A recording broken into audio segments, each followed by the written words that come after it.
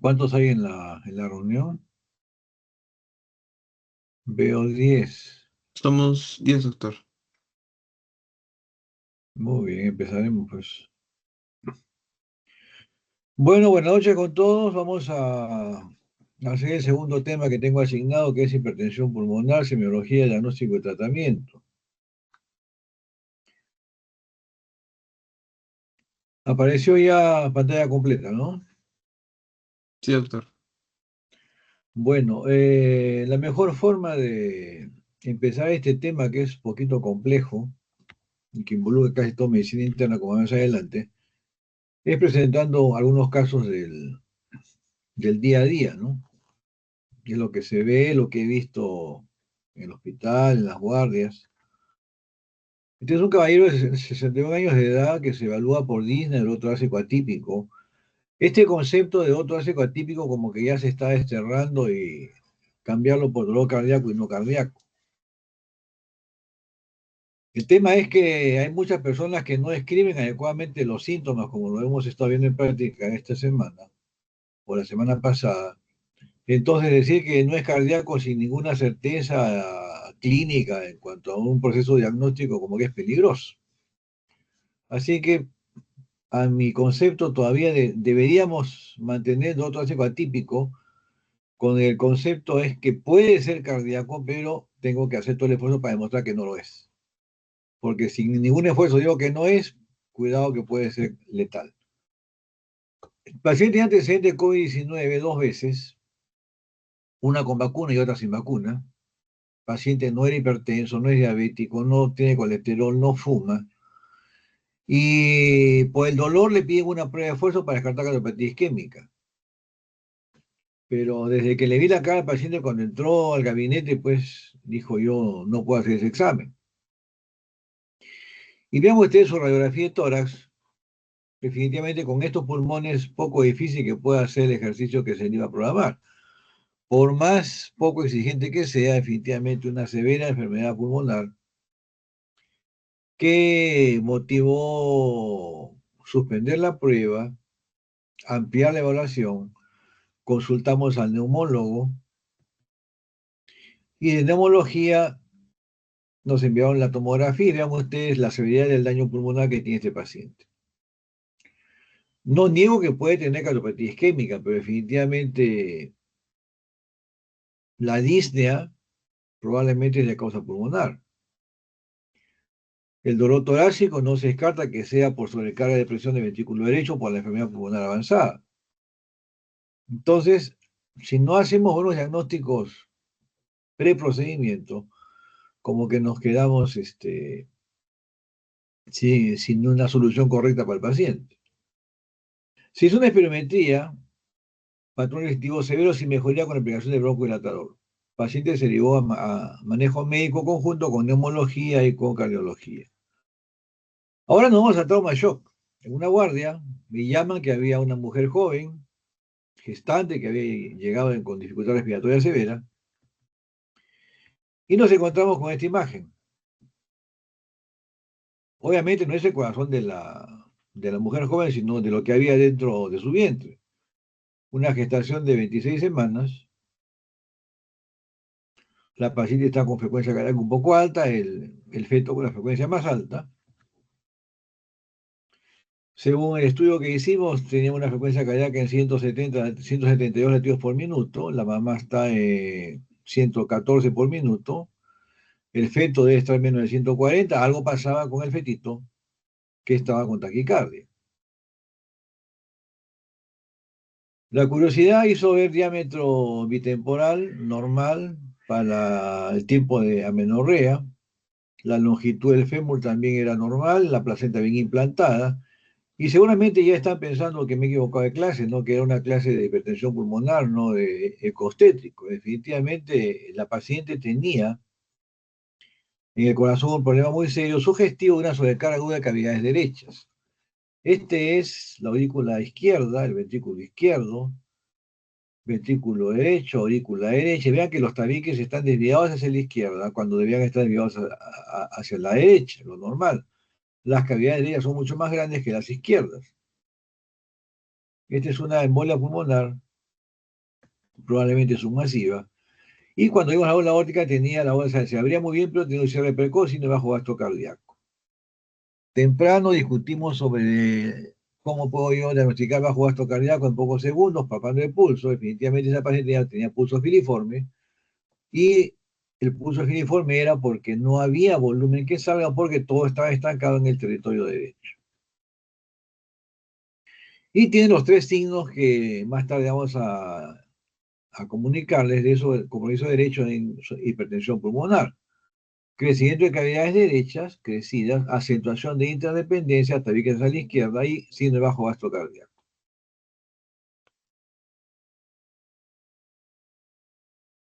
La dilatación del ventrículo derecho genera insuficiencia cuspidal severa, que esto permite estimar en números la presión arterial pulmonar. La vena cava dilatada sin colapso, elevada presión de aurícula derecha, que se ve acá dilatada. Esta paciente no se pudo solucionar en el hospital, fue referida a un hospital vecino, el Hospital 2 de Mayo, ahí tenían trombolítico y se solucionó el caso. Tanto ella como el bebé sobrevivieron. Y el caso motivó un premio en un concurso. Por supuesto que lo ganó el hospital que solucionó el problema, no nosotros que lo diagnosticamos. Pero bueno, un caso adicional. Este es un paciente, también de La Guardia, 37 años, aumento marcado de volumen de miembro inferior derecho reciente, dolor torácico agudo y síndromes creativos asociados, digna incapacitante. En la clase anterior hablamos de que los síndromes clínicos en emergencia, el primero es dolor torácico. Este paciente llegó a emergencia con dolor torácico. Y que el diagnóstico diferencial a tener en mente era enfermedad coronaria, síndrome coronario agudo, embolismo pulmonar o síndrome aórtico agudo. La imagen ayuda mucho y acá no hay duda que tenemos signos de sobrecarga aguda de cavidades derechas. Es un paciente que tenía una neoplasia, operado de un cáncer gástrico, lamentablemente ya metastásico. Todo lo que se vio en el caso anterior, pero con algo más, que es una evaluación de función ventricular derecha con un software especial de una de las máquinas que manejamos hace unos años, la cuantificación acústica de bordes, se vieron con funcional del ventrículo derecho. Y vean ustedes, esto es lo que se debió ver en el caso que les presenté en la clase anterior, el contraste salino en las cavidades derechas. En este caso, la elevada presión de las cavidades derechas ha abierto la fosa oval y vemos burbujas que pasan a las cavidades izquierdas. Este es un signo de hipertensión pulmonar severa con implicancia pronóstica. Y no siempre se puede ver una imagen así tan espectacular como un trombo tapando prácticamente el tronco de la arteria pulmonar, embolia pulmonar masiva. Con el contraste se ve acá imagen negativa, que definitivamente era la causa de la sobrecarga de cavidades derechas. Desafortunadamente el caso se perdió a las pocas horas, era imposible solucionar con lo que teníamos en ese momento. Aparte, el paciente tenía una neoplasia, pues ya estadio muy avanzado. Diagnóstico diferencial de dolor torácico agudo. Este es un paciente que si les muestro la placa y les pregunto qué les llama la atención, definitivamente es muy notoria la diferencia de los pulmones. En la mañana conversamos en práctica sobre lo que aporta la radiografía, tres aspectos: la sombra que hay acá, no sé, el pulmón, lo que hay acá impacta en los pulmones, acá ya sospecho en algún síndrome, y aquí no veo partes blandas porque he recortado demasiado la foto. Pero llama la atención por qué un pulmón no tiene sangre y otro tiene mucha sangre. Acá hay hiperflujo, acá hay hipoflujo. Dolor torácico agudo, hipoxemia. Este es un señor que regresó de Europa, luego de una pasantía académica. La familia lo va a recibir al aeropuerto, todos contentos, todos felices. Llegan a casa, dolor torácico agudo, edema súbita, el paciente colapsa, se cae, síncope. Llega al hospital y encontramos esta radiografía. Frente a qué estamos. La imagen base que eco muestra sobrecarga aguda de cavidades de embolia pulmonar. Tercer caso, embolia pulmonar, los tres evaluados en emergencia, que da fe que no es tan infrecuente el síndrome de embolismo pulmonar. Entonces, a tenerlo en cuenta cuando lleguen pacientes con dolor torácico agudo a la sala de emergencia. Oligoemia en donde está el trombo, Entonces, si yo tengo dudas o ya sospecho embolia pulmonar y quiero confirmarlo, la imagen cardíaca, la técnica de imagen que sigue es la tomografía cardíaca. Y vean ustedes, el angio-T pulmonar nos muestra acá el trombo tapando la rama derecha de la arteria pulmonar. Si regresamos, por eso es que acá no hay sangre. La rama izquierda está permeable, pero con algunos trombitos pequeños, como se puede ver acá.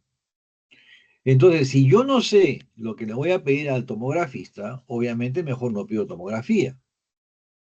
Si yo pido una tomografía con esta radiografía es descartar embolia pulmonar submasiva, que hay una rama de arteria pulmonar que ha sido ocluida por un trombo, y lo voy a confirmar con la imagen de la tomografía, que la voy a aumentar para que vean ustedes cómo se ve un trombo tapando prácticamente todo el tronco de la arteria pulmonar derecha. Acá se ve muy bonito, bonito suena cruel, pero para el que hace imagen es espectacular, pero para el paciente no, obviamente.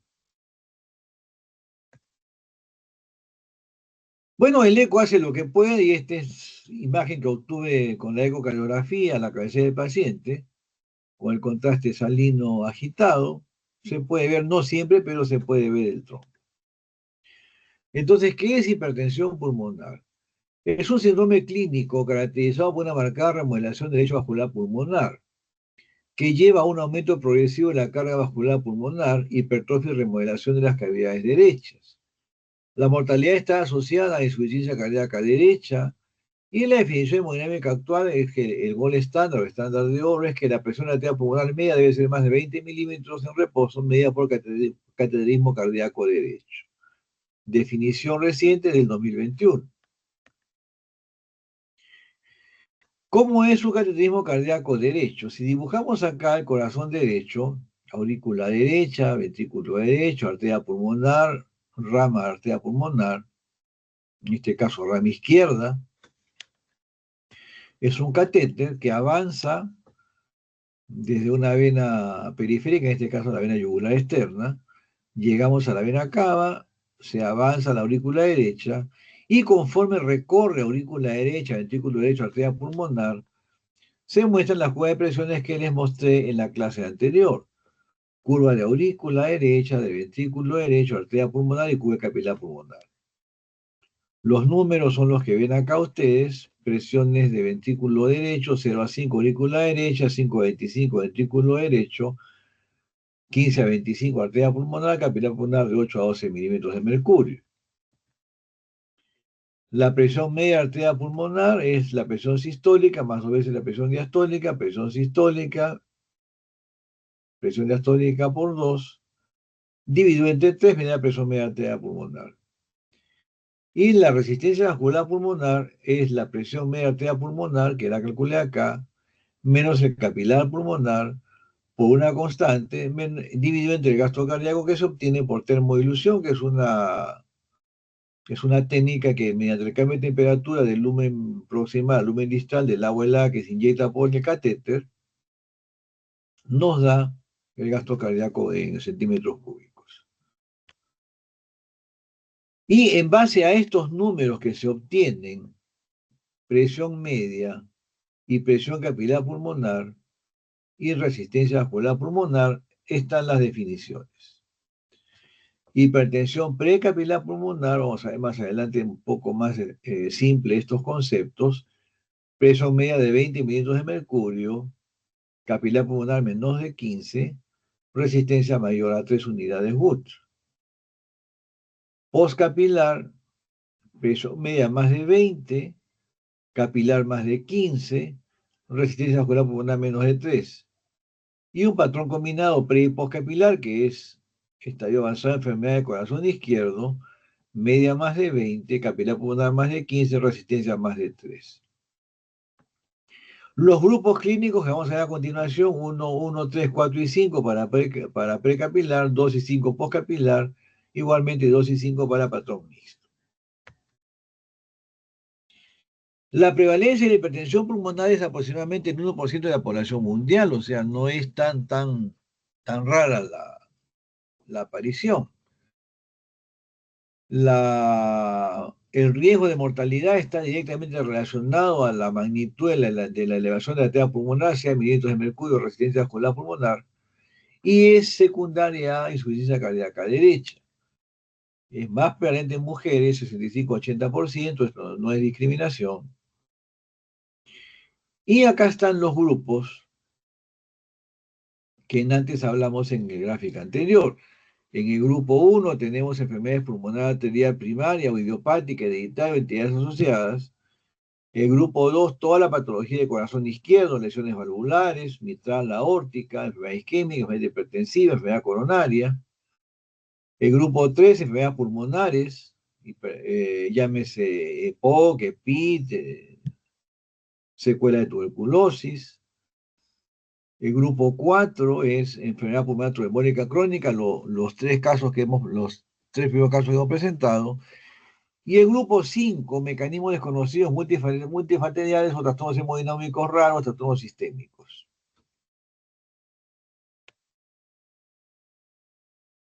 Definitivamente, si hablamos de los 5 grupos, el más común es el grupo 2, patología de corazón izquierdo.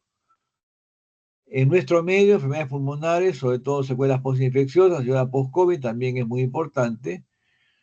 Pero el grupo 4, que es considerado como un grupo de presentación rara, si yo les pregunto en este momento cuántos aviones hay cruzando los océanos, miles de aviones, que por lo menos la gente va a estar sin moverse más de 6 a 8 horas. ¿Cuántos pacientes están esperando una cirugía de traumatología, postrados en una cama con una tracción porque se fracturó la cadera? ¿Cuántos pacientes oncológicos hay en este momento en el mundo? Y sabemos que los estados oncológicos producen síndromes hipercoagulables. Entonces, la posibilidad de que en los 3 escenarios que les he comentado, o que estoy comentando, haya trombosis venosa periférica y que un tromboembolia al pulmón no es raro. Esa es causa del grupo 4. Por eso, si no tengo en mente que si me llaman de pienso en medicina, un paciente oncológico está con dolor torácico, puede ser embolia pulmonar, se fue el diagnóstico. Si llaman de pienso de traumatología, dolor torácico, paciente que espera cirugía de cadera, insaturación y disnea, si no pienso en embolia pulmonar, el diagnóstico se fue. Entonces, el grupo 4 no es tan raro. El grupo 5 definitivamente son condiciones raras. Acá está la hemocromatosis, sarcoidosis, enfermedades de pasamiento de glucógeno. El impacto es prácticamente en todo el organismo, sería complejo hablar de uno a uno todos los sistemas que se comprometen. El concepto es que hipertensión pulmonar puede afectar todo el organismo. Para que se entienda qué es precapilar y qué es postcapilar pulmonar. Este es un mapa que estamos trabajando en práctica todos los días con las patologías que vemos. Si les pregunto dónde está el capilar pulmonar, está aquí, en la circulación pulmonar. Precapilar es lo que está antes del capilar, empezando por el corazón derecho, y postcapilar los problemas que están después del capilar. Entonces, si hablamos de postcapilar, acá está la válvula aórtica, acá está la válvula mitral, aquí está el ventrículo izquierdo, acá está la aurícula izquierda, acá puede haber un corte de atriato por mencionar una condición rara. O sea, todas las patologías de cavidades izquierdas a largo plazo producen hipertensión pulmonar postcapilar. Las patologías que están antes del capilar pulmonar producen hipertensión pulmonar precapilar pulmonar. Más sencillo me parece que no puede estar. Esta es una radiografía típica de hipertensión pulmonar precapilar. Pulmón, presión elevada, no entra sangre, oligoemia pulmonar. Este es un ejemplo de hipertensión venocapilar pulmonar que produce hipertensión pulmonar postcapilar pulmonar. Este es edema alveolar producido por elevación de presión diastólica del ventrículo izquierdo o presión de la aurícula izquierda o presión capilar pulmonar. Importantísimo tener en mente que la insuficiencia cardíaca derecha como signos tiene la insuficiencia tricuspidia, la insuficiencia pulmonar o reforzamiento del segundo ruido en área pulmonar Y las manifestaciones de hipertensión venosa sistémica, que son edemas, llenura precoz, dolor en hipocondrio derecho, mala digestión, todos los alimentos caen mal. Si no preguntamos con malicia estos hechos, el paciente pues no es sabio para decirnos cuáles son los signos de cavidades derechas. Entonces, este es un dibujo de un vaso sano, dibujo de un vaso enfermo. El mecanismo que lleva a esta modificación involucra fundamentalmente tres cascadas que están estudiadas en detalle: endotelina, óxido nítrico, prostaciclina. Los grupos, ¿cómo diferenciarlos? Esta es una imagen un poquito antigua, ahora se ha bajado esto a 20. Presión aurícula derecha menor de 15 es precapilar pulmonar. Presión aurícula izquierda, perdón, más de 15 postcapilar pulmonar. Grupo 1, 3, 4 y 5. Acá estamos síndrome de Eisenmenger, cardiopatías congénitas con cortocircuito izquierda-derecha, hipertensión pulmonar con pequeños cortocircuitos, hipertensión pulmonar residual por corrección de cardiopatías congénitas, enfermedad pulmonar hipóxica crónica, ese es el grupo 3, enfermedad pulmonar obstructiva, embolismo pulmonar, ese es el grupo 4, mecanismos multifactoriales, el grupo 5. Grupo 4, grupo 2, perdón, todas las patologías de corazón izquierdo. Lesiones valvulares, cardiomiopatías, lesiones, enfermedad isquémica, cardiopatía hipertensiva, todo lleva a largo plazo hipertensión pulmonar, postcapilar pulmonar. En el grupo 1, y entrando ya en detalle, se han incluido los pacientes que no responden a las pruebas de vasorreactividad, que vamos a ver más adelante, y los que sí responden. Este es algo que no se entiende, pero los expertos los han incluido a estos dos grupos acá. Y vean ustedes que en este grupo está la hipertensión pulmonar asociada a enfermedades del tejido conectivo, que son los reumatólogos. Lo más frecuente, enfermedad de tejido conectivo tipo esclerodermia. El lupus, que induce vasculitis pulmonar, estados hipercoagulables. Infección por VIH, hipertensión portal, infectólogo, gastroenterólogo, cardiopatías congénitas complejas, acá están los pediatras, esquistosomiasis, acá están los infectólogos nuevamente. Entonces vean ustedes que en cualquier área de medicina interna, dependiendo de la afinidad que yo tenga por una u otra área, en algún momento voy a ver hipertensión pulmonar, por eso es importante tener un concepto básico de esto. Incluso el neonatólogo, hipertensión pulmonar presente recién nacido. Las características clínicas: síntomas de hipertensión arterial pulmonar, disnea de esfuerzo, síncope, presión veloz elevada, edemas, y los signos característicos de cada patología asociada. Existen también algunas drogas asociadas a hipertensión pulmonar de este grupo, como anorexígenos, quimioterápicos, y algunas festivas como la cocaína o las metanfetaminas.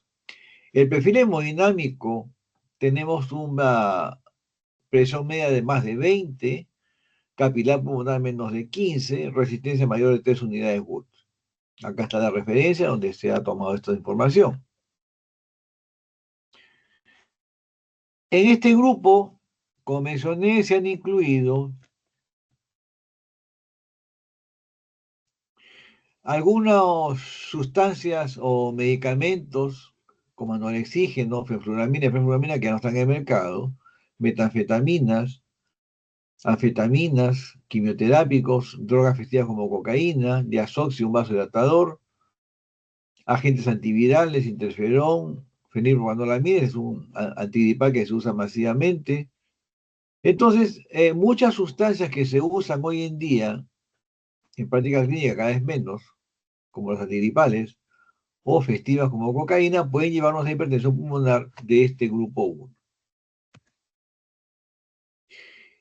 En el grupo 2, acá tenemos todas las patologías que estamos viendo en el día a día. Entiéndase, falla cardíaca con fracción de eyección preservada, reducida, valvulopatías, cardiopatías congénitas adquiridas, enfermedad hipertensiva, cardiopatía isquémica, cualquier enfermedad del corazón izquierdo en estadio avanzado, me lleva a hipertensión pulmonar. Los síntomas son típicos de cada lesión, es decir, síntomas de corazón izquierdo, disnea en todos sus grados, gran esfuerzo, mediano esfuerzo, pequeño esfuerzo, ortopnea, bendomnia lo más precoz, además de los signos de cada patología específica, soplo diastólico mitral, insuficiencia aórtica, etcétera, etcétera. Patrón hemodinámico,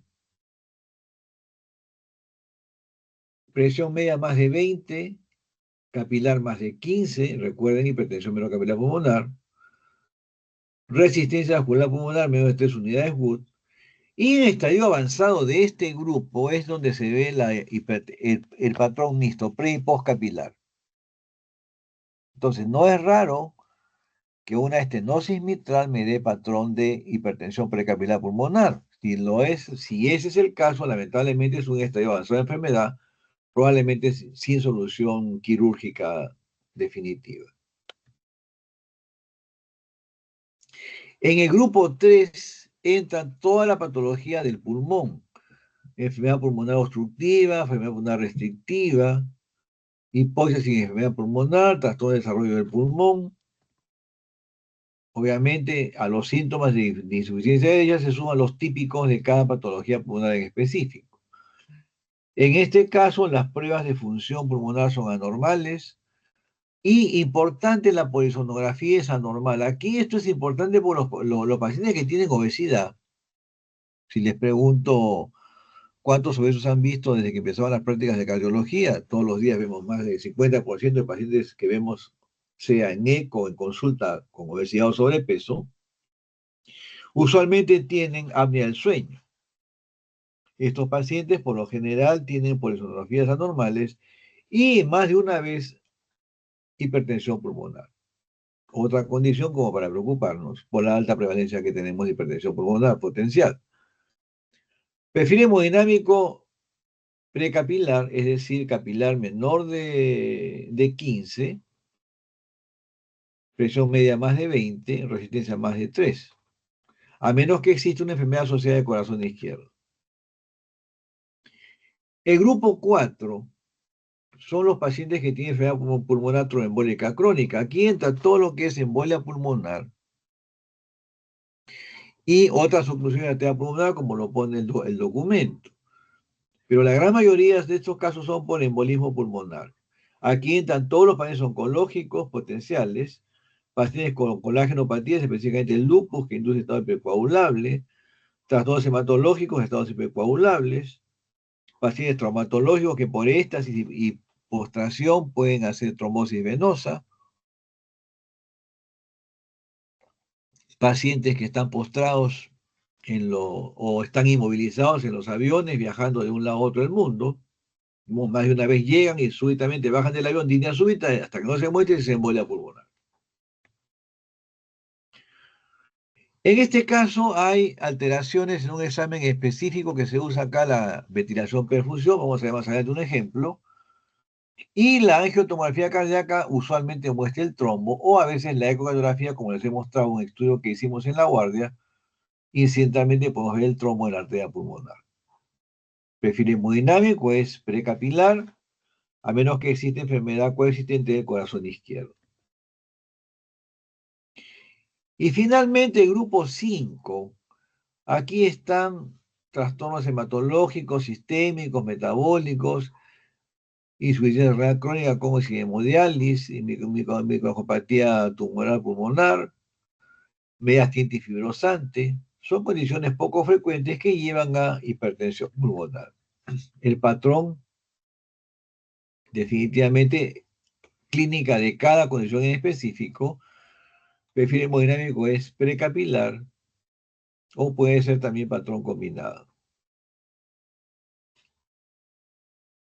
Entonces, para que no se olvide, precapilar, acá está el capilar pulmonar, problemas que están antes de este punto. Postcapilar, lo que está después de este punto. Si hablamos de prevalencia, el grupo 3, el grupo 4, trombosis venosa, coágulo que viaja, obstrucción arteria, hipertensión pulmonar. Grupo 2, patología de válvula aórtica, ventrículo izquierdo, válvula mitral, hipertensión pulmonar postcapilar pulmonar. Radiografía típica de precapilar, radiografía típica de postcapilar, ecocardiografía típica de ambas condiciones que hay compromiso de cavidades derechas. Este es un dibujo de la arteria pulmonar en condiciones de normalidad y el remodelado que hay en hipertensión pulmonar. No solamente están involucradas las cascadas humorales que presentamos al inicio, sino también mecanismos celulares, fibroblastos, células endoteliales, células musculares de capa media, macrófagos, linfocitos T. Aquí un poco más en detalle, el vaso normal y los tipos histológicos que podemos ver en esquema: una vasoconstricción, hipertrofia de capa media, lesiones plexiformes o lesiones trombóticas recanalizadas, características de hipertensión pulmonar en la histología. Aquí, como cambia el vaso con la activación de las cascadas involucradas en hipertensión pulmonar y los patrones histológicos que podemos ver: un espasmo, una hipertrofia, lesión oclusiva, una lesión trombótica, una trombótica recanalizada que deja fibrosis de la pared del vaso. Si hablamos de las vías involucradas, tenemos 3 cascadas plenamente identificadas y que hoy en día son blancos terapéuticos: la cascada de la endotelina, óxido nítrico y prostaciclina. La endotelina, cuando estimula sus receptores, va a generar vasoconstricción y proliferación vascular.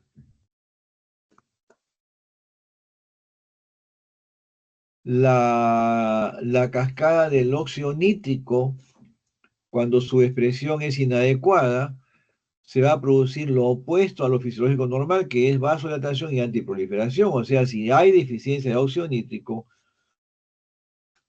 vamos a tener nosotros proliferación vascular y vasoconstricción en vez de vasodilatación y antiproliferación. La vía de la prostaciclina, vía ácido araquidónico, prostaglandina I2, vasodilatación vía AMP cíclico y antiproliferación. Si esta cascada está alterada, que es lo que ocurre en hipertensión pulmonar, hay vasoconstricción y hay antiproliferación. La modulación de estas cascadas definitivamente debe llevar a una vasodilatación y antiproliferación. En la actualidad, prácticamente lo que se observa es solamente acción vasodilatadora, pero la proliferación no varía a juzgar por el pronóstico que los pacientes y evolución que los pacientes muestran en los ensayos clínicos. Si hablamos de los síntomas asociados a hipertensión pulmonar, definitivamente el síntoma capital es la disnea. Pero disnea podemos tener por condiciones cardíacas, como falla cardíaca congestiva, por prevalencia de síndrome coronariano agudo, pero enfermedades pulmonares, asma, edema pulmonar, EPOC, derrame pleural, neumotórax, con infinidad de condiciones pulmonares que pueden producir disnea. Otras condiciones como obesidad, anemia, trastornos metabólicos, pueden producir también disnea. Entonces, si la hipertensión pulmonar produce disnea, vean ustedes que es un desafío clínico identificar qué causa me está generando el síntoma capital de la hipertensión pulmonar.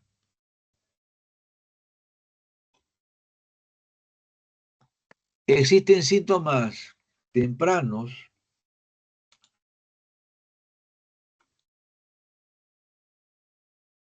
disnea en el ejercicio, fatiga o agotamiento rápido,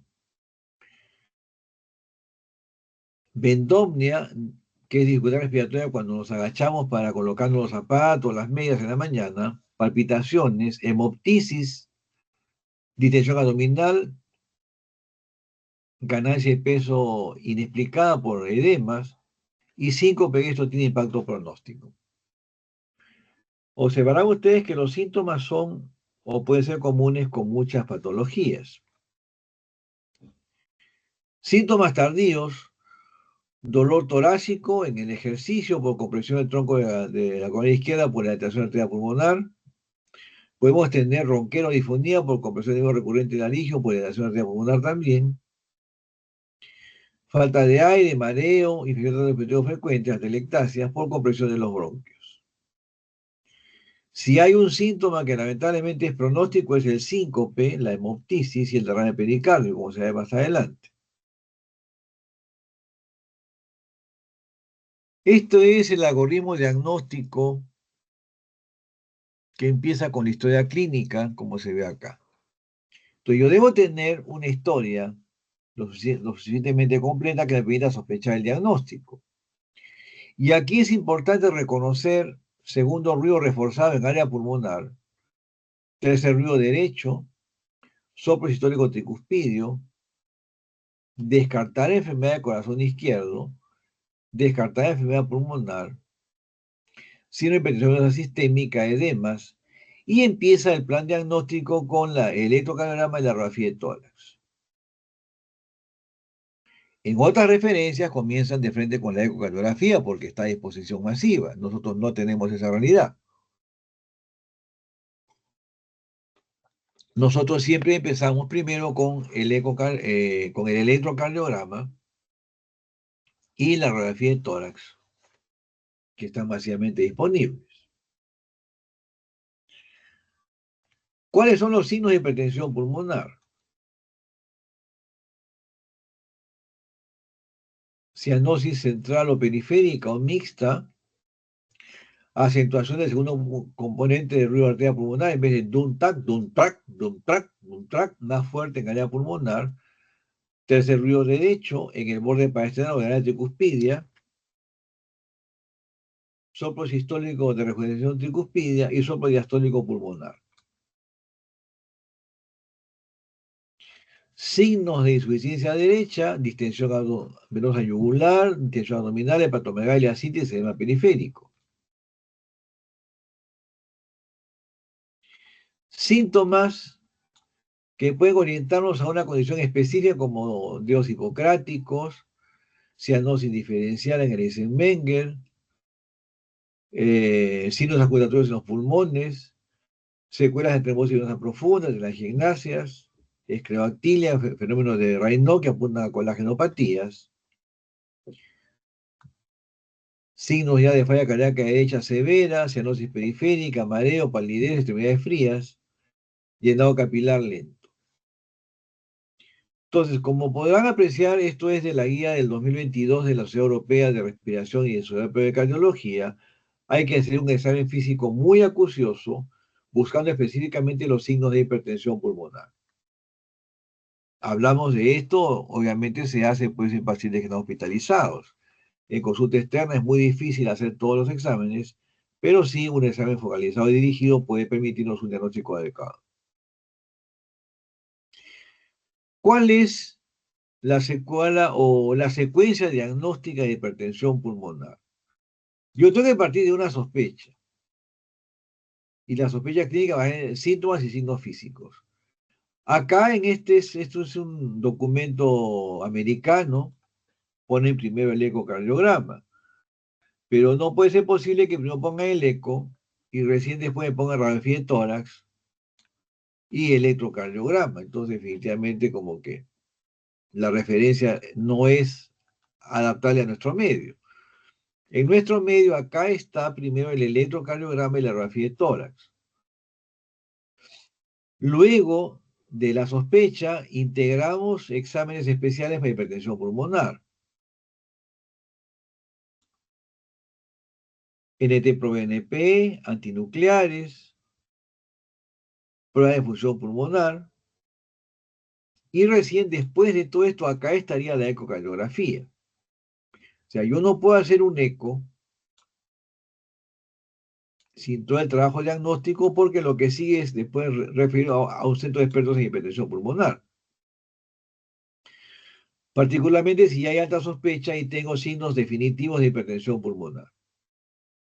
Entonces, si recapitulamos, sospecha clínica, electrocardiograma, radiografía de tórax, ecocardiograma, alta sospecha, centro de expertos. En nuestro hospital o en el MINSA no hay un centro de expertos de hipertensión pulmonar. Nuestro hospital se le ha encomendado el desarrollo del trasplante pulmonar. La semana que viene se van a empezar a hacer estudios de ecografía a pacientes con enfermedades pulmonares. Entonces, supuestamente a largo plazo vamos a hacer centro de expertos de hipertensión pulmonar. Tenemos cateterismo cardíaco, se hace cirugía cardíaca y se está trabajando en un grupo de trabajo de hipertensión pulmonar. Si hablamos de las pruebas diagnósticas básicas en hipertensión pulmonar, el electrocardiograma, en un trazo, vamos a tratar de definir lo que tengo que buscar. En práctica he comentado, y en la clase anterior también, que el electrocardiograma tiene tres fenómenos eléctricos. La onda P, que la ven acá, que estudia las aurículas. El complejo QRS estudia los ventrículos. El segmento ST y la onda T estudia la repolarización, que son, en buena cuenta, condiciones de trabajo y nutrición del corazón. Todo lo que pase con las aurículas lo veo en la onda P. Si la onda P es, como este caso, acuminada, como se puede ver, sí o sí hay crecimiento de aurícula derecha, que se ve acá. Si la onda P es como una espalda de camello, crecimiento de aurícula izquierda. Es muy sencillo reconocer estas imágenes. Si el QRS es predominantemente negativo en D1, en ABL, en B5, en B6, predominancia de ventrículo derecho. Si es predominantemente positivo en 1, L5 y 6, predominancia de ventrículo izquierdo. El segmento ST, en las derivaciones que evalúan ventrículo derecho, D2, D3 y ABF, o B1, B2, B3, si es, como ven acá, con onda T negativa y descendente, esto es signo sobre carga de presión de ventrículo derecho. Pero el ventrículo derecho es un poquito difícil de evaluar, no siempre tengo al 100% las características. Pero sí o sí en periféricas, la onda P acuminada, R pequeña S profunda en D1 y ABL, y ST descendente en 2, 3 y F, o B1, B2, B3, me indican sobrecarga de trabajo de ventrículo derecho. En la radiografía de tórax,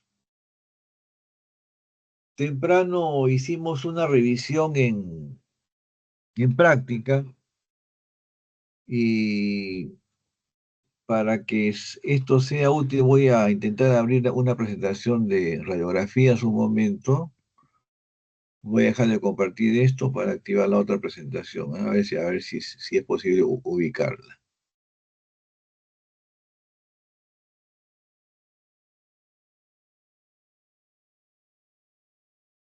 Acá está.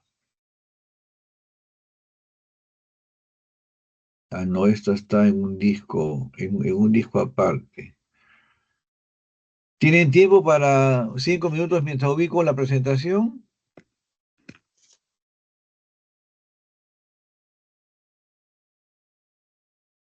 Un momento, ¿ah?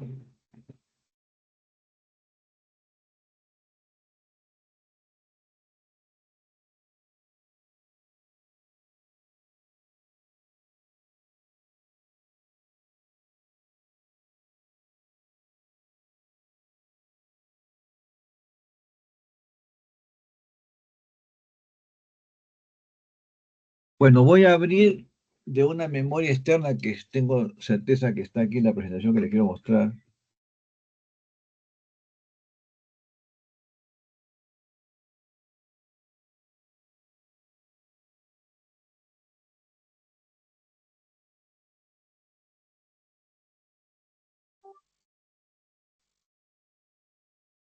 Me avisan si aparece en la presentación, ¿eh?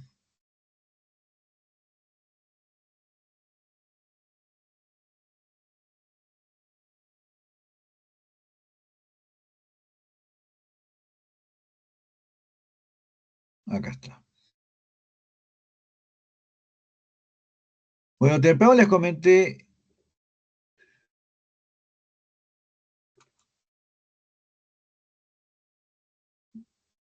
si hablamos de hipertensión pulmonar,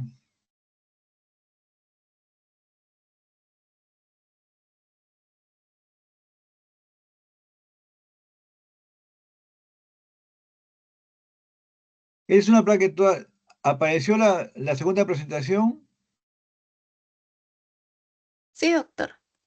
Bueno, esta es una radiografía que para analizar el ventrículo derecho cuando crece el arco inferior, si hablamos loco, no, espérese, acá está. Entonces, primero es, la silueta cardíaca tiene un borde derecho, un arco superior, un arco inferior. Esto ya han hablado probablemente en otra clase, es un repaso. El arco izquierdo tiene, el borde izquierdo tiene arco superior, arteria aorta, arco medio, arteria pulmonar, arco inferior, los ventrículos. El tren superior fue a la izquierda en vecindad al bronco tronco izquierdo. El tamaño del corazón, el libro pone línea media, dos perpendiculares al máximo borde izquierdo, máximo borde derecho, diámetro de costilla a costilla, índice de torácico A más B entre C, debe ser menos de 0,50. Pero temprano le decía de que ¿quién lleva regla pues al hospital? Nadie, centímetro menos, pero cualquiera puede encontrar una hoja, con la hoja se traza de costilla a costilla, se marca, se doble en dos, lo que mide es 0,50, y con el 0,50 se mide la silueta. Es lo que dice la práctica, no el libro. Hagan caso al libro siempre, pero si no tienen regla, hagan caso a la práctica. Los límites de la silueta cardíaca. Línea media nuevamente, borde izquierdo es la línea medio clavicular, tiene que estar por dentro. Borde derecho, emitoras derecho, dividido en 3, tiene que estar por dentro del trecho interno. Ahora, ¿cómo se ve acá? A veces el corazón está al revés. Acá todo está al revés. Vean ustedes que el corazón está a la derecha, el ángulo esplénico del colon está a la derecha, la zona hepática está a la derecha. Aquí también todo está a la derecha, pero esta radiografía tiene algo peculiar, que el pulmón no tiene sangre, acá sí hay sangre, y las partes blandas casi no existen, acá sí existe tejido blando. Pero en una placa yo veo la sombra que hay acá, no sé, pero lo que hay acá impacta en el pulmón y acá impacta con oligoemia, entonces debo tener una obstrucción en la vía de salida del ventrículo derecho probablemente. Y el bajo gasto que significa esto es que el paciente está caquéptico. Más no me va a dar una radiografía de tórax. Si quiero saber más, ahí pido la imagen cardíaca. Ecocardiografía, tomografía, resonancia, tomografía por emisión de positrones o medicina nuclear. Por ejemplo, acá, la silueta está a la derecha, pero el ángulo esplénico está en su sitio, la zona hepática está. Este es un tórax fibro-retráctil. Vean ustedes, la tráquea está aquí. Acá tengo una caverna. Acá tengo bronquiectasias severas. Es una secuela por tuberculosis. Entonces, la forma cambia cuando crecen las cavidades. Y cuando el ventrículo derecho crece, se ve en esta forma. El ventrículo derecho está relacionado a la aurícula derecha. Obviamente tengo que buscar crecimiento de la aurícula derecha que se ve así. Los dos con la arteria pulmonar, que la arteria pulmonar se ve prominente. Así de sencillo. Dependiendo de lo que hay acá, voy a ver hiperflujo, hipoflujo, hipertensión capilar pulmonar. Vean ustedes que cuando crece el ventrículo izquierdo es totalmente diferente. El arco es inferior de izquierdo, es redondeado, orientado hacia la izquierda y hacia abajo. La aurícula izquierda se ve como doble contorno. Atentos a la raíz de aorta, que frecuentemente está crecida, y acá la orejuela izquierda, que es crecimiento, confía crecimiento de aurícula izquierda. Y si crecen las dos cavidades, la punta se levanta. Entonces, definitivamente, la radiografía de tórax es muy sencillo, ventrículo derecho, con el tema que estamos hablando, hipertensión pulmonar produce oligoemia, como se ve acá. Entonces ya tenemos una idea más o menos básica de qué buscar en hipertensión pulmonar. Vamos a continuar con la diapositiva anterior. Apareció nuevamente la presentación previa.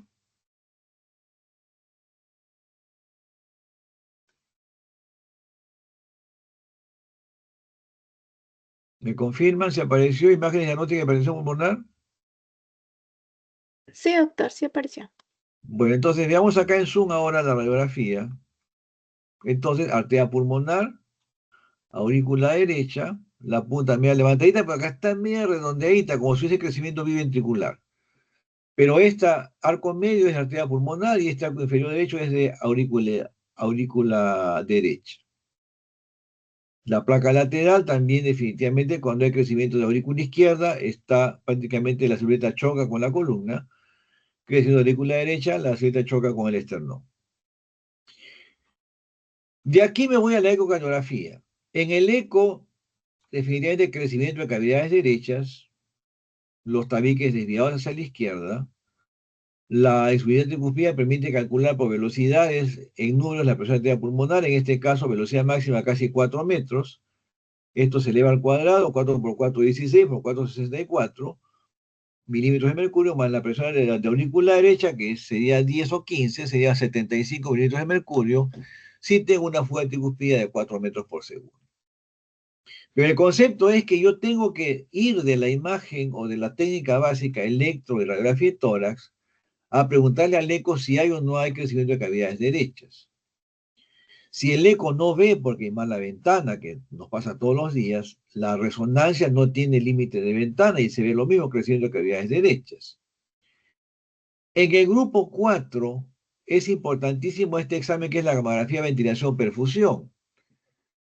En la ventilación se hace que el paciente respire un gas marcado con isótopo radioactivo y en la perfusión se inyecta una sustancia que tiene gas radioactivo. Se detecta la radiación que hay en el pulmón, en los segmentos ventilados capta el gas, los segmentos perfundidos capta el gas, el no perfundido no lo capta y las imágenes triangulares como la que ven acá indica que ha habido embolismo pulmonar. O sea, este es un examen que se hace ya en el centro de expertos, en el hospital no lo tenemos lamentablemente. Pero sí, y van a tener siempre el electrocardiograma, la radiografía de tórax y la ecocardiografía, que incluso con un equipo radiológico se puede intentar ver el corazón. Este es un siguiente caso, una paciente que nació con un conducto arterioso, que no se operó a tiempo, es evaluada por dolor torácico, clase funcional 3, líneas limitantes, estado presincopal. Ahora ya van a reconocer ustedes D1, deflexión negativa, ABL, deflexión negativa, B5, B6, no hay aquí crecimiento de cavidades derechas. La aurícula media acuminada, pero aquí la onda P se ve también como una espalda de camello y acá con un componente negativo muy visible, crecimiento de aurícula izquierda también. La radiografía de tórax nos muestra una tremenda dilatación arterial pulmonar, gran aurícula derecha, ventrículo izquierdo, era portadora de un conducto arterioso. Vean ustedes cómo se ve severo crecimiento del ventrículo derecho, ventrículo izquierdo parece derecho. Esta imagen de D es característica de hipertensión pulmonar severa por la sobrecarga mixta del ventrículo derecho. El ventrículo izquierdo, que es acá, debe ser redondo, el izquierdo debe ser como una media luna, acá está al revés. El que parece media luna es el izquierdo. La severa fuga tricúspide que permite calcular presión sistólica pulmonar de 105 milímetros de mercurio. Hipertensión pulmonar de grado severo. Leve es de 25 a 50 milímetros de mercurio.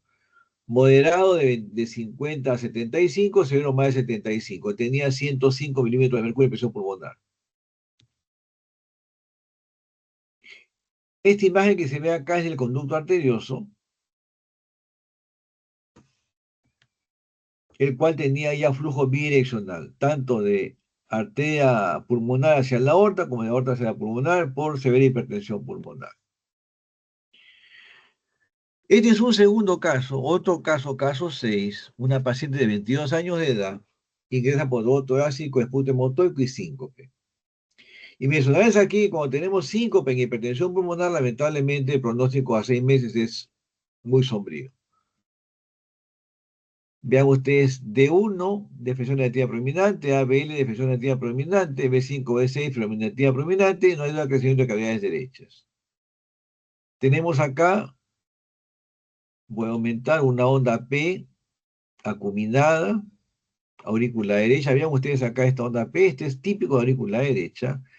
Y vean este ST, descendente, asimétrico, este signo de sobrecarga sistólica del ventrículo derecho. Tenemos acá un extrasístole ventricular, bloqueo de rama derecha avanzado, típico de sobrecarga derecha. Y vean ustedes el eco muy parecido al caso anterior, solamente que en este caso no se encontró ningún defecto. Este es un caso de grupo 5, hipertensión pulmonar primaria, o de grupo 1, perdón. No se encontró ninguna causa, lamentablemente, cuando hay síncope y derrame pericárdico, el pronóstico a 6 meses prácticamente de sobrevida es 0. La paciente se fue a los 8 meses que hicimos el diagnóstico.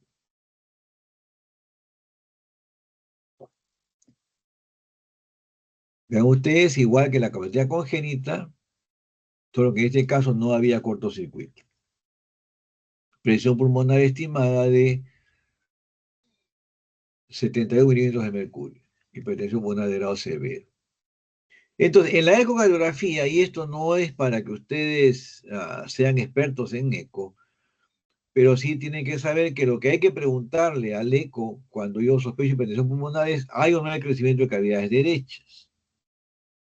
¿Hay o no hay crecimiento y situación de interdependencia?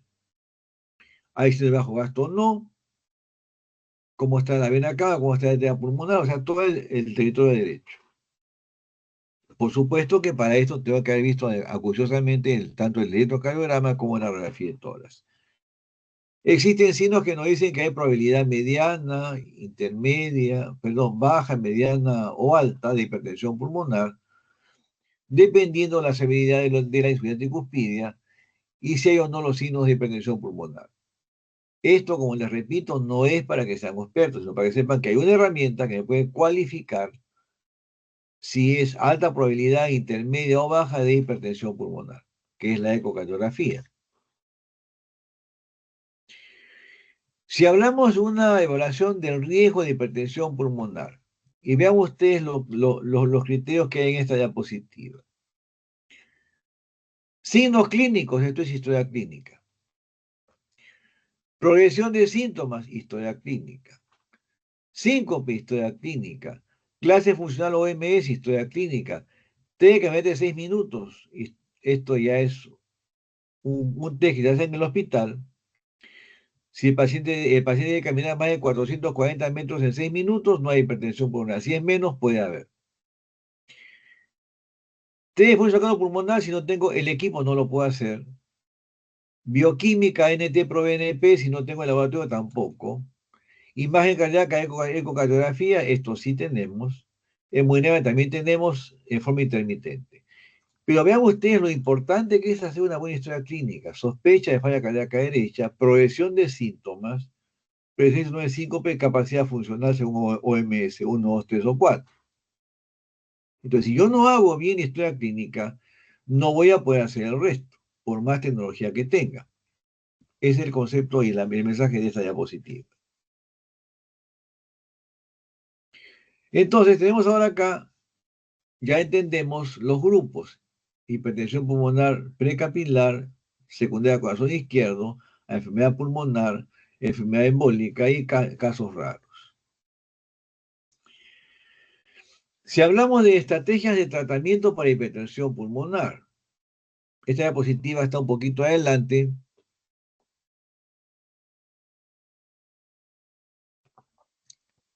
Pero vean ustedes que dependiendo el tipo de, o el grupo terapia, el grupo diagnóstico, tratamiento puede ser medio con fármacos, causas antagonistas, o específico de hipertensión pulmonar o hasta incluso trasplante pulmonar.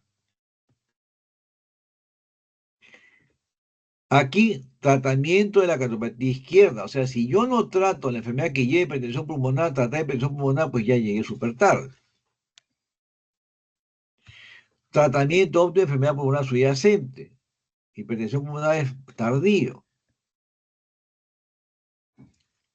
Aquí es prevenir la embolia pulmonar o sospecharla precozmente.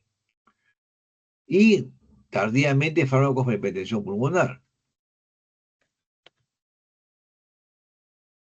Aquí definitivamente en los trastornos raros, tratar enfermedad subyacente usualmente son enfermedades que tienen escaso arsenal terapéutico, prácticamente serían solamente sesiones paliativas.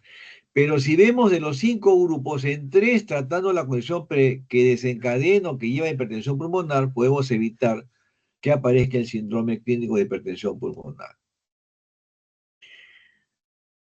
¿Cómo se trata de hipertensión pulmonar? Una vez que se confirma con cateterismo, tenemos que dar medidas inicialmente de apoyo general,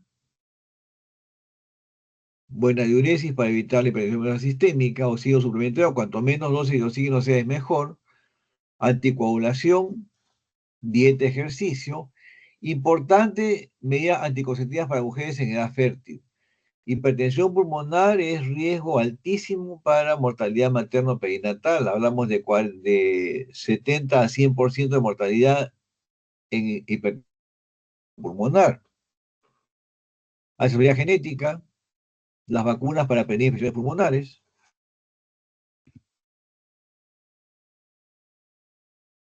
Acá viene lo que les mencioné de grupo 1, los que responden o los que no responden. Yo tengo un paciente que confirma hipertensión pulmonar. Se le hace un test hemodinámico, se miden las presiones y se valora la respuesta vasodilatadora. Si la presión cae más de 10 milímetros, se califica como un respondedor. O que caiga un valor absoluto de menos de 40 mililitros de mercurio, sin cambios en el gasto cardíaco. Si este es el caso, el paciente va a calcio antagonista en altas dosis, si no respondió, y se mide nuevamente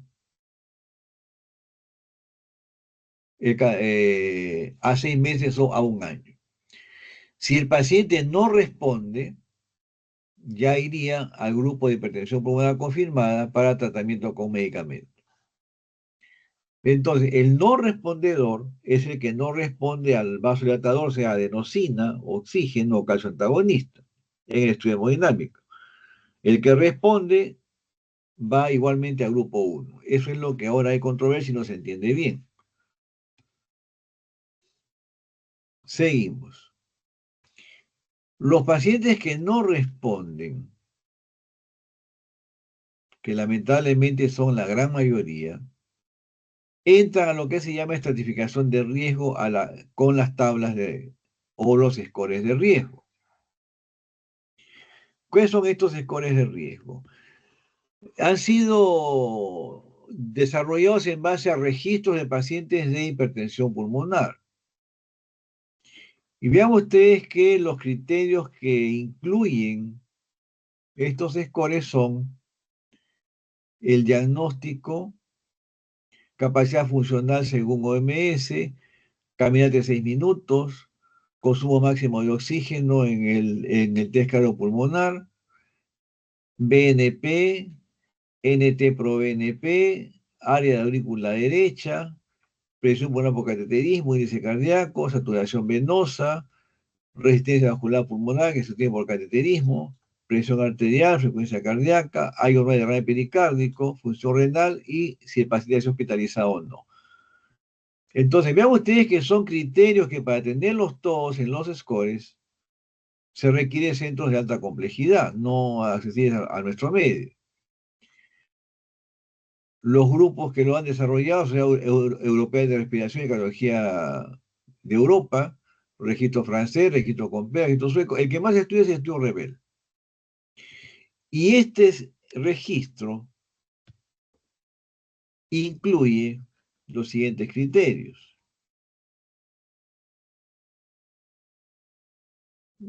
Si es de grupo 1, hay enfermedad de tejido conectivo o no, hipertensión portopulmonar, o sea, si hay hipertensión portal asociada, si es una actividad familiar, insuficiencia renal, la edad, clase funcional, presión arterial sistólica, frecuencia cardíaca y se asigna puntuación. Procedimientos: T de caminata de 6 minutos, BNP, hay o no hay derrame pericárdico, función pulmonar con dilución de CO2, presomía aurícula derecha y resistencia vascular pulmonar. Y en base a esto, cuando ya tengo el score lleno, se pone Enter y estratifica riesgo de sobrevida a 1 año. Entonces vemos que cuando los pacientes están en hipertensión pulmonar ya confirmada, que no responden a terapia vasodilatadora y entran a tratamiento, la mortalidad a 1 año es altísima. Pues hablamos de que cuando hay hipertensión pulmonar, la mortalidad es sumamente alta. Y si regresamos a la diapositiva que les puse anteriormente, esta de aquí, si yo trato las condiciones subyacentes de cada grupo que ya hay hipertensión pulmonar, definitivamente voy a evitar que el paciente se muera por hipertensión pulmonar. De allí que hay que tener en mente el síndrome cuando evalúo pacientes en gastroenterología, en infectología, en reumatología, que potencialmente pueden desarrollar hipertensión pulmonar. Muy bien, seguimos avanzando. Entonces, si el paciente califica de alto riesgo, empecemos con los de riesgo intermedio, perdón. Acá está. Riesgo intermedio, paciente va a monoterapia con un solo medicamento, sea calcio antagonista. Paciente que no mejora va a combinación de medicamentos, se reevalúa a los 6 meses, examen físico, ecocardiograma, caminata de 6 minutos, BNP, nuevamente riesgo, cateterismo derecho nuevamente. Si sale bajo riesgo, paciente medidas generales, si es riesgo alto o intermedio, ya pasa a este grupo de acá, de alto riesgo. En alto riesgo, combinación de 2 o 3 medicamentos o evaluación para trasplante pulmonar. Si el paciente viene de riesgo intermedio alto, terapia triple, si no hay respuesta, trasplante. ¿Qué significa terapia dual, terapia monoterapia o terapia triple? Eso lo vemos acá ahora. Los medicamentos que se han desarrollado para el tratamiento de hipertensión pulmonar actúan a nivel de las 3 cascadas que hemos mencionado anteriormente, sea prostaciclina, epoprostenol, deprostinil y lopros. A nivel de prostaciclina, selexipag, glosiguat, o endotelina, macitentan, ambrisentan, o en óxido nítrico, sildenafil o tadalafil. Acá están las 3 cascadas. Endotelina 1, difusión de prostaciclina, óxido nítrico. Cuando damos antagonistas de los receptores de endotelina, la respuesta es vasodilatación, antiproliferación. Porque la cascada activada genera aumento de vasoconstricción y vasoproliferación. Aquí tenemos el ambrisentan, bosentan, macitentan. Lamentablemente, drogas que no hay en el país y son de alto costo. A nivel de las prostaglandinas, Selexipag, epoprostenol, teprostenil y Lopros. Lo que se consigue, vasodilatación y disminuir proliferación. Por ese mecanismo se reduce la hipertensión pulmonar. A nivel de óxido nítrico, bueno, estos medicamentos no hay en el país, y si los hay, pues son de altísimo costo. Y a nivel de óxido nítrico, tenemos el Rosiwat, sildenafil, tadalafil, los únicos dos que hay en forma masiva en el país. Y los casos antagonistas que vamos a ver después más adelante. Entonces, de lo que tenemos a mano, solo tenemos nosotros sildenafil, tadalafil, muy limitadamente Bosentan, el resto no hay en el país. Estos son los grupos farmacológicos de hipertensión pulmonar y nivel de fosfodiesterasa 5, actúan en endotelio, oxioníticos, sildenafil, tadalafil, estimuladores del GMP psíquico, Rosiwat, análogos de prostaciclina, epoprostenol, teprostenil, Lopros, agonistas de receptores de prostaciclina, Selexipag, y agonistas de receptores de endotelina, ambrisentan, macitentan, bosentan.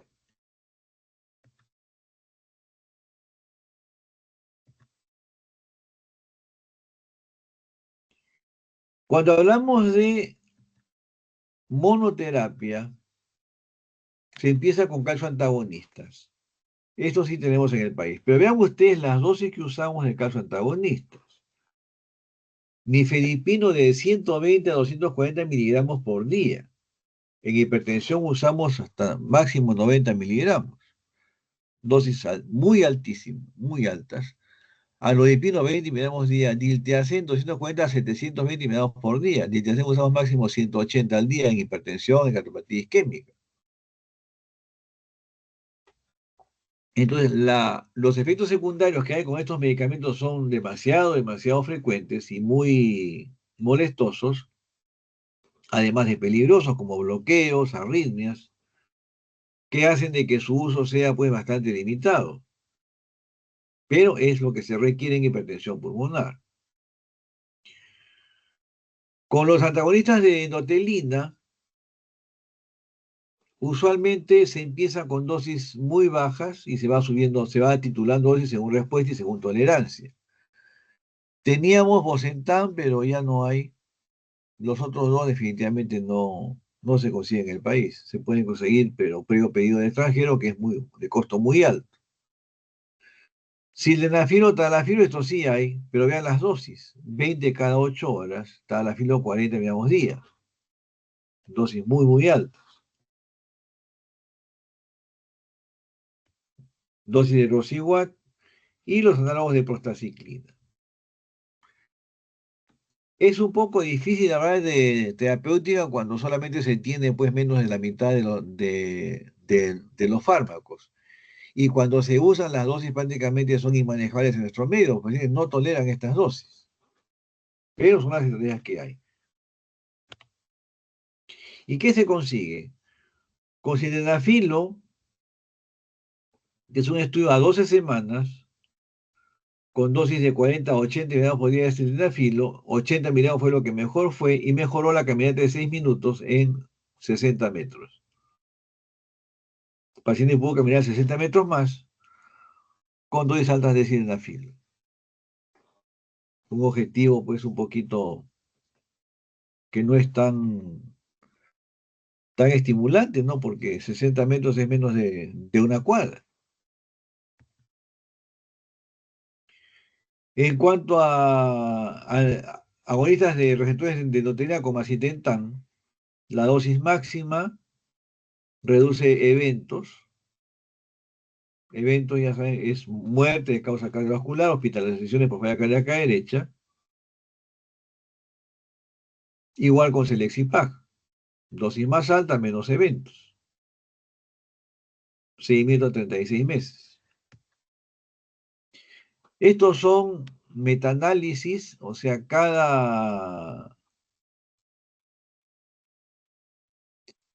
estas son iniciales de ensayos clínicos realizados con monoterapia o con combinación de medicamentos. En todo, definitivamente, la combinación fue mejor que la monoterapia. Esto es para reducir eventos duros, que es muerte, hospitalizaciones, fundamentalmente. Si hablamos de capacidad funcional, igualmente la combinación fue mejor que la monoterapia. Si un medicamento es caro, imagínense, puedes combinar 2 o 3 medicamentos.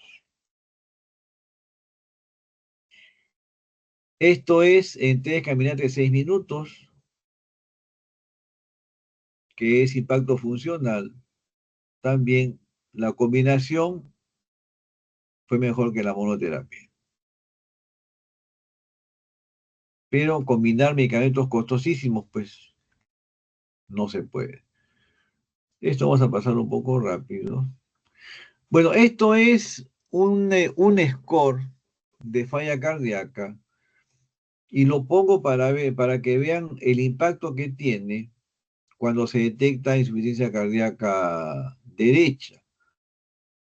Casi todos son criterios de corazón izquierdo, aurícula, ventrículo izquierdo, ventrículo izquierdo, ventrículo izquierdo, ventrículo izquierdo, ventrículo izquierdo, ventrículo izquierdo, ventrículo izquierdo, ventrículo izquierdo. Solamente 2 criterios de ventrículo derecho, sistólica pulmonar y desplazamiento de anillo tricuspídeo. Vean ustedes que los dos con significancia estadística bastante buena. Esto es para que recordarles que cuando hay compromiso de derecho, lamentablemente se iguala al estadio final de enfermedad. Y lo que debemos hacer por las condiciones que he mostrado, que muchas de ellas son reversibles, tratando la enfermedad subyacente que hay hipertensión pulmonar, evitar que aparezca hipertensión pulmonar, debe ser nuestro objetivo. Pero cuando ya hay hipertensión pulmonar, definitivamente manejarlo es costosísimo y bastante sombrío el panorama. Este es un pequeño estudio que hicimos en el hospital con ecocardiografía, 515 pacientes, en donde identificamos los 3 criterios de severidad de compromiso de cavidades derechas por cualquier tipo de hipertensión pulmonar. Esto se hizo en enfermedad pulmonar obstructiva crónica. El signo A, crecimiento de cavidades derechas, vistas en eje aplicado 4 cámaras y eje corto, lo que les he mostrado en los primeros diapositivos. Segundo punto es la acentuación de interdependencia, también que es desviados hacia la izquierda, entonces ciclo cardíaco, en ausencia de condición pericárdica. Y signo de bajo callado que lo pusimos inicialmente con modo M, cierre precoz de aorta, pero hoy día con el BTI de la aorta, si es menos de 12 centímetros cuadrados, el signo de bajo gasto.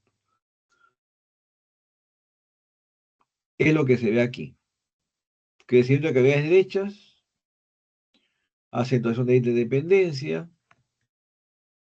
signo de bajo gasto. Si veo los 3, alta mortalidad. Si veo 1, mortalidad baja. Veo 2, mortalidad intermedia. Esto se puede hacer hasta con el equipo radiológico. Y permite, pues, estratificar riesgo y definir urgencia de un tratamiento. En este caso se hizo trombolisis y la paciente mejoró. Muy bien, como conclusión diremos, pues, que la prevalencia de hipertensión pulmonar está en incremento. Hemos visto la infinidad de causas que llevan a hipertensión pulmonar, que no hay día o no hay semana que no se vea un caso con sospecha clínica de hipertensión pulmonar. No hay especialidad que no tenga dentro de sus posibilidades de ver en algún momento hipertensión pulmonar. Hemos visto gastroenterología, infectología, reumatología, bueno, cardiología a la cabeza, neumología también, porque hay múltiples comorbilidades asociadas. Muy importante sospecha clínica precoz. Importantísimo también tratamiento de las condiciones asociadas que llevan a hipertensión pulmonar. El paciente sintomático que ya tiene falla cardíaca derecha requiere estratificación de riesgo en un centro de alta complejidad.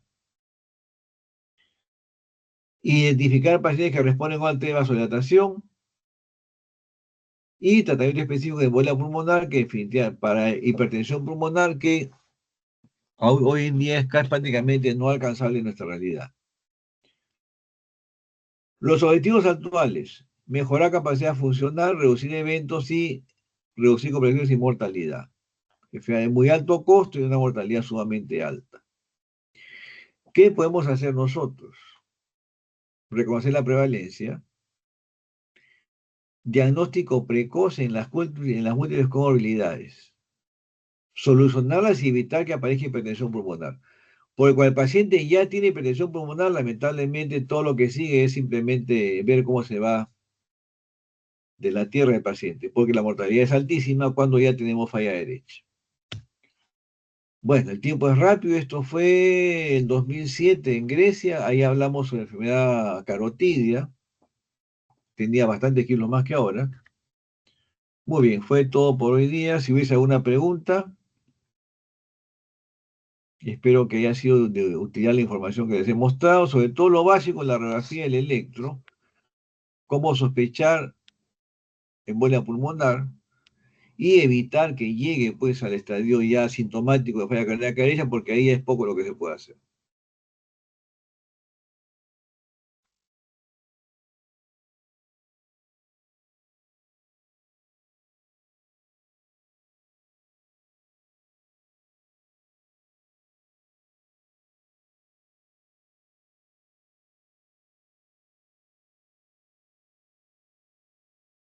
¿Hay alguna pregunta? Todo claro, doctor. Muy bien, entonces continuamos mañana en prácticas. Vamos a hablar algunos casos de cardiopatía coronaria y coordinamos para la siguiente clase y última de enfermedades miocárdicas. Muy bien, hasta la siguiente clase.